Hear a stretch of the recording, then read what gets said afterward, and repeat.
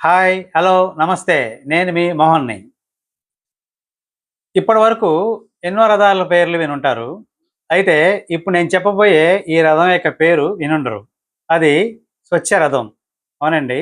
అది స్వచ్ఛ రథం.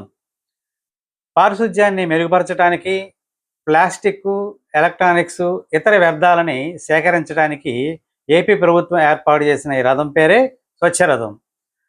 గుంటూరు మండలంలో ప్రయోగాత్మకంగా ఈ రథాన్ని పరిశీలించిన తర్వాత రాష్ట్ర ప్రభుత్వం దీన్ని స్టేట్ మొత్తంగా ఏర్పాటు చేయాలని నిర్ణయించింది. దీంట్లో పలానా ఏరియాకి వస్తామని చెప్పి ముందుగానే మనకి అనౌన్స్ చేస్తారు.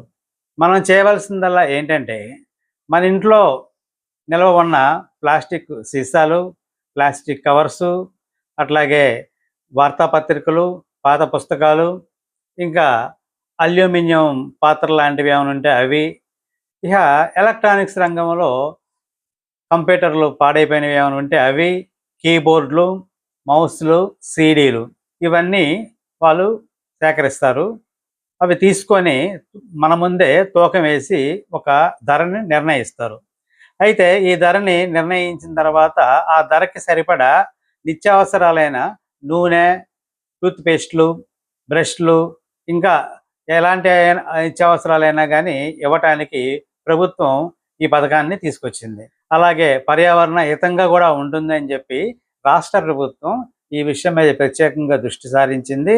రాష్ట్ర పంచాయతీరాజ్ కమిషనరు కృష్ణతేజ గారు అందరు డీపీ వాళ్ళని, అలాగే అందరు సిఈ వాళ్ళని పిలిపించి ఈ పథకం యొక్క ఉద్దేశాన్ని వివరించి దాన్ని పరిశీలించండి అని చెప్పి మొత్తం మీద దీన్ని రాష్ట్రం మొత్తం మీద ప్రయోగాత్మకంగా అమలు చేయాలని నిర్ణయిస్తున్నారు. సో ఇది ఒక శుభ పరిణామంగా మనం చెప్పుకోవచ్చు.